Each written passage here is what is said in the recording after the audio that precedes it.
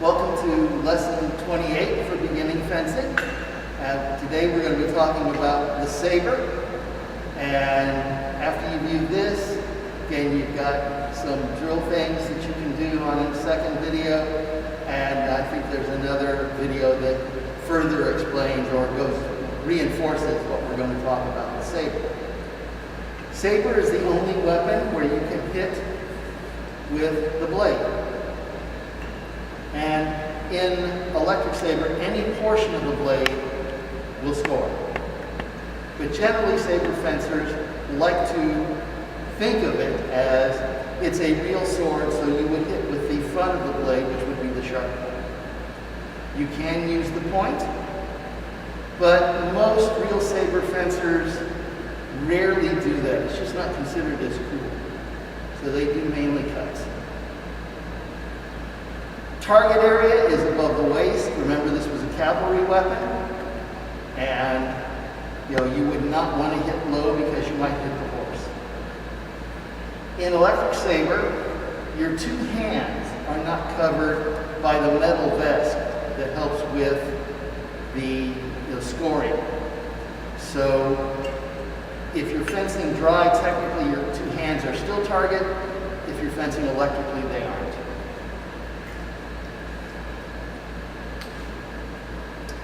As you can see, the blade of a saber, there comes in many shapes. This one is what's called a Y blade, so it's got a cutout on the top, and then the straight down part. There are T blades, there are I blades, so there are a lot of different possible variations. Saber is a right-of-way weapon. So just like in foil, the attacker has the advantage, and in saber, it's even more of an advantage. I'll show you why here in a little bit. To hold the saber, you're going to take it, and the traditional way to hold it is your fingers would be up in front here, and your thumb is there. About like we taught you to hold a foil. These two fingers are doing most of the work. The other three fingers hold everything down. And when you hit someone, it's called a cut. And you push with the thumb and pull back with those fingers. And it makes a cut.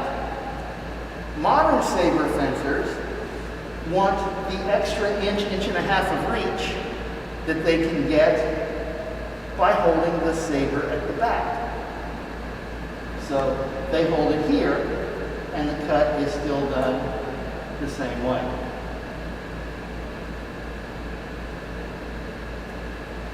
Saber was the last weapon to be electrified, and so in the old days, even up to about 1990,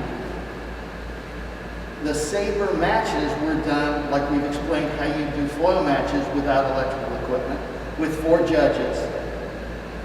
And the easiest way for a saber fencer to know that the judges are going to know that he hit the other person was to hit the other person hard enough that they scream.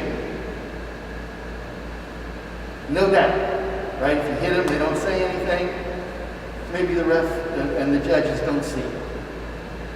So back then, saber was considered a bit brutal. When they went to the electrical stuff, all you have to do is to make contact with the lame. So saber fencers have gone from being the most brutal to being able to hit the lightest.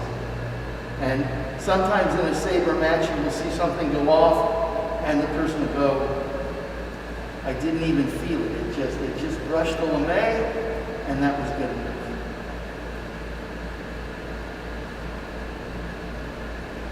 Saber referees are even more picky about certain rules than they are in foil. One of the big differences is no crossovers, no forward crossovers. And no flashes are allowed in saber. So this move is illegal in saber. can rear crossover to get away from someone, but you don't want to do a forward crossover. Another one is they're pickier about how you perform your attack. I'm here. That was 2 attacks. For Saber, when your front foot lands, your attack is over. So, if I do this, I start attacking, my front foot is hit, I have not finished, that's a second attack, that's a continuation. So I really want to hit someone right when my front foot hits the floor, or a little before. And thirdly, when you're holding your saber and you're fencing, if I do an attack and I try to do a beat attack and my beat lands on about the lower third of the blade or on this bell guard, it's automatically my opponent's parry riposte. If I'm going to try to take their blade, I have to take it up here by the top portion of the blade. Can't try to take it down here. Saber Stance. Very similar to foil. But if anything, saber fencers bend their knees even more. Your hand will be in 3rd position instead of 6th. Your palm will be up, be pronated just a little bit.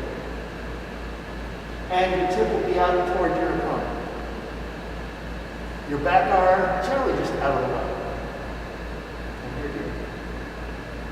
Okay. If you look at it from the side or from the front, you're going to be here. You're going to be protected so that they can't hit your outside arm and that you can go into a cut pretty easily.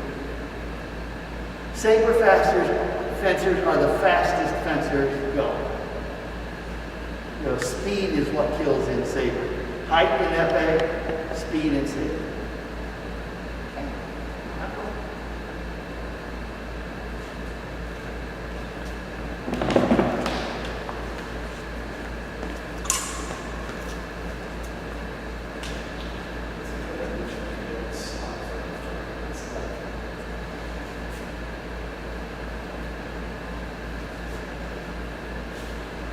When you're doing saber electric, the way that the machine works is it will only register touches that hit the lame. So if someone hits off target, no lights go off. And saber fencers have to retrain themselves so that they know not to stop. Oh, look, I hit him there. In foil or I would have stopped, but I can't do that now because he's just going to go there. So it's mostly I hit him there, and I'm not fast enough to get away from the target. But the idea being, you've got to go, you've got right away, you've got to continually defend yourself. Your attack missed. He now has the right to attack. There are a number of basic cuts in saber. Probably one of the most basic is the head cut. You're standing like this. You're going to turn. Remember, you want to try to cut with the edge most of the time. And then you're going to get in there. And I tell people it's almost really more of a face cut. I'm looking right for that front ridge of his mask. Right there. I'm not trying to hit him. You see, at this height, it's almost impossible for me to get on top of that. So I would not be trying to hit him that way. I'm looking to hit the front of his mask and he's all right. You can see I keep my arm down because if I have it up high, he might be able to do some kind of counterattack, which would be a little bit risky. Or, once we show you how to parry, it makes it very easy for him to hit me on the post. I can do a chest cut. just here, turn, reach out, and in the chest.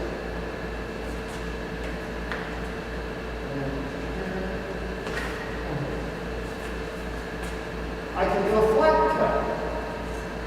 Flank cut, I'm going to hit him under his arm. So I'm going to rotate my hand like this, and then bring it up and hit him under his arm. Here, and here. A couple of other cuts. Those are the three main cuts. So you see that in saber fencing, you're protecting a triangle, head, chest, flank, rather than side to side, like you're protecting in foil and epic. I can do what's called a belly cut. It's a little bit unusual because I'm going to be hitting with the flat of the blade. You can see that the blade is more flexible side to side than it is front to back. And with the belly cut, I'm just going, and you see it's a cut that passes through. All the other cuts, I just hit. But I can stay a little farther away with the belly cut, and I just slide it right through. So I hit it with the side, and after it passes through, I bring it back so I can go back on the right. Similar cut is called a moulin cut. I've been told this is the French word for windmill.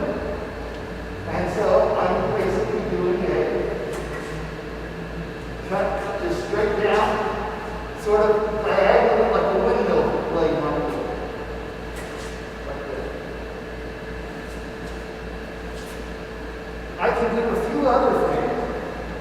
I can go for his arm or his wrist, and I just make a little angle, and I make sure that I hit him on the wrist, hopefully back far enough that I catch the wrist and don't just catch his hand.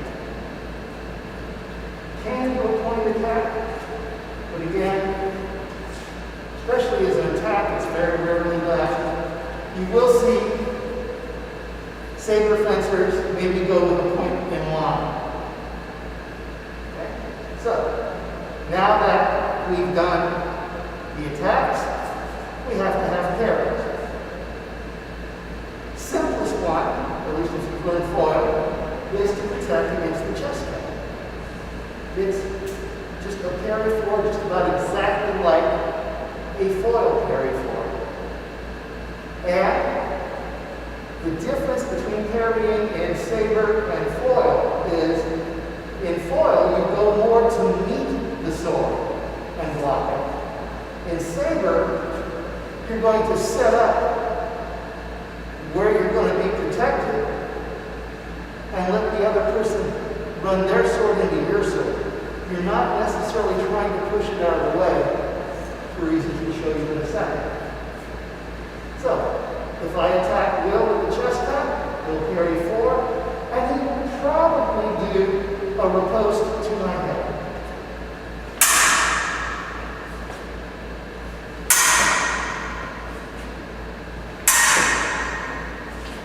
If I do a flank cut, he will just stay in his parry free and make sure that he blocks it. And again, he wants to do the fastest possible riposte, which will probably be with my head.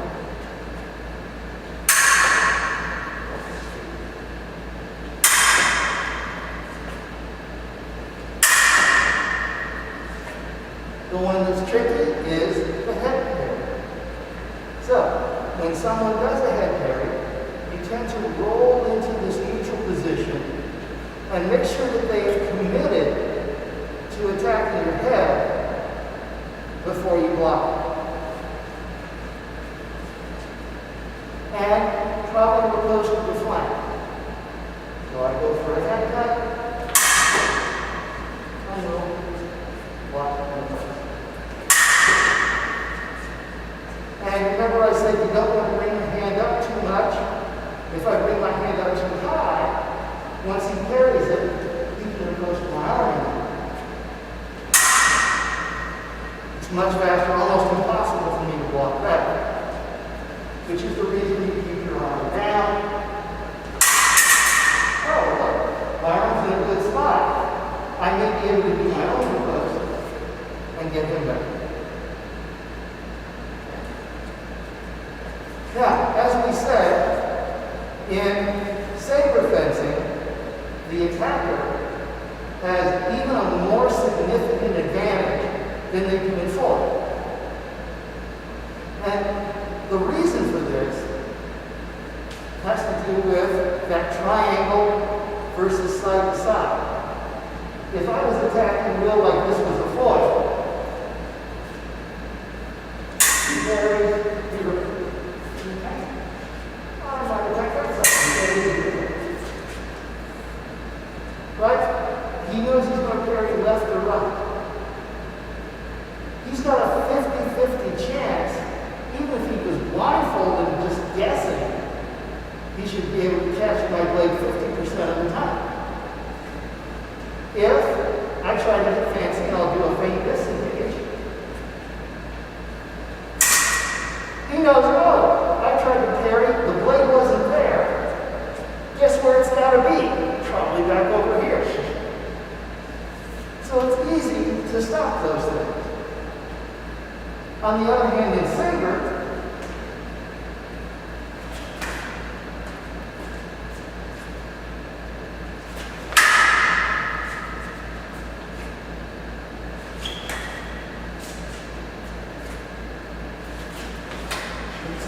and you can see, right? He goes for a second parry, I go for a third action. Much easier for me to hit me, or for me to hit him, because I know when he goes for this first parry, let's say I go for a head attack. He goes for his head parry. Now, I've still got two shots. I can go here, I can go here. He doesn't know where I'm going. If he waits to see where it is, it's probably too late to deal with it. So that now, if he would be blindfolded and guess where I was attacking, he'd probably only stop me 1/3 of the time.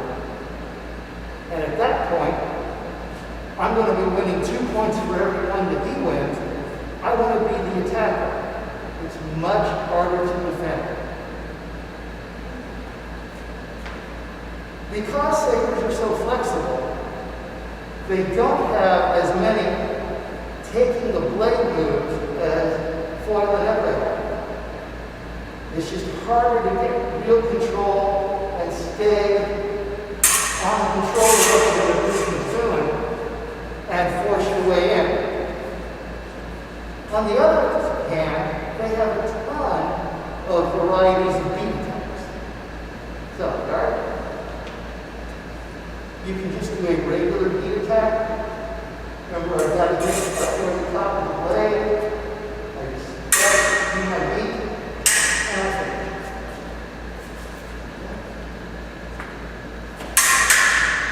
And I hit him. I can do what's called a back beat. I can beat with the back of the sword. And you can see what I did was I beat this way, and then I did what we call a cheek cut. I went from the side of his neck and hit him there. I can do what's called a cri de fer beat. Basically, it looks like a circle 6 in foil and épée. I catch it, and I go there.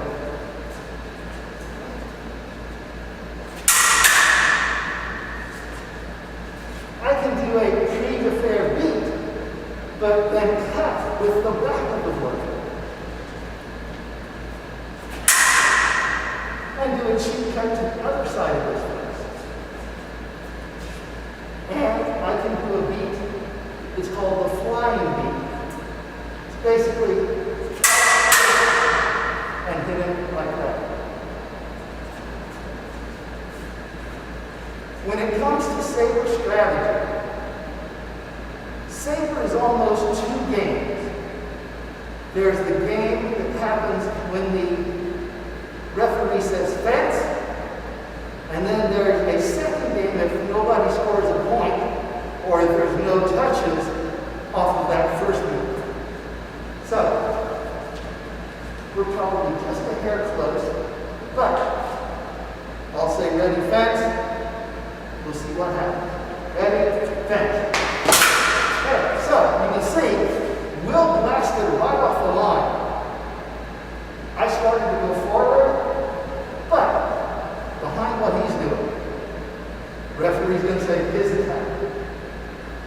If you're not as fast with your reflexes as your opponent, you're in a bit of trouble in Sabre. Ready? Fence.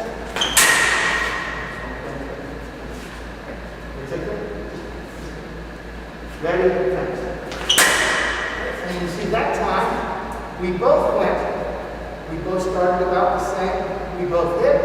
The referee said, oh, simultaneous attacks. Probably no touch. So after Sabre fencers, usually they'll do a couple of those right off the line attacks, trying to see, oh yeah, the referee sees that I'm moving faster than the other guy. I'm going to keep pushing. And if you're the guy that just doesn't have the reflexes, now you start playing games. Ready? Fence. Oh, look, he missed. I'm trying to explain this as we're going. Okay? So, right? He missed. He lost his turn to hit. I didn't parry. I stepped back, so he missed. It's my turn.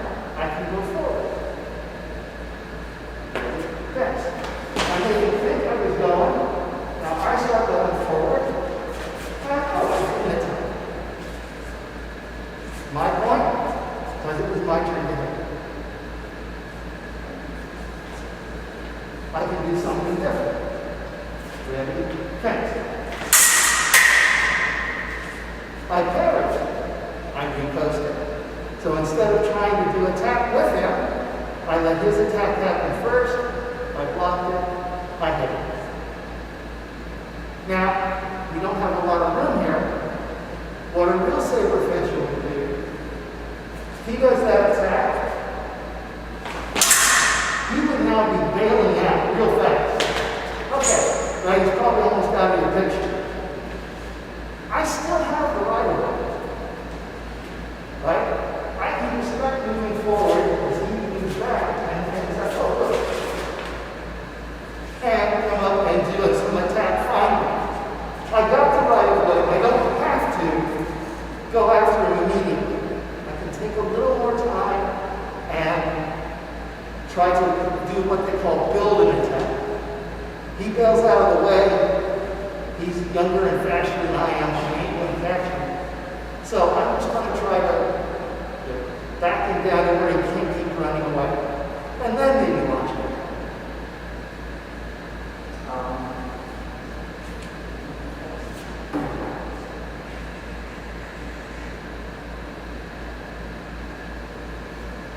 The big thing that you will see if you watch a high-class Sabre matches, sometimes it really gets into, almost looks like they're taking a turn, right? Ready, fence, but before he misses. Oh, I go, oh, he hit. Oh, I go, oh, he hit. I hit. Oh, he hit. And you'll see it's, oh, it becomes sometimes in Sabre a lot easier if it's really good Sabre fencers to follow who has the right way.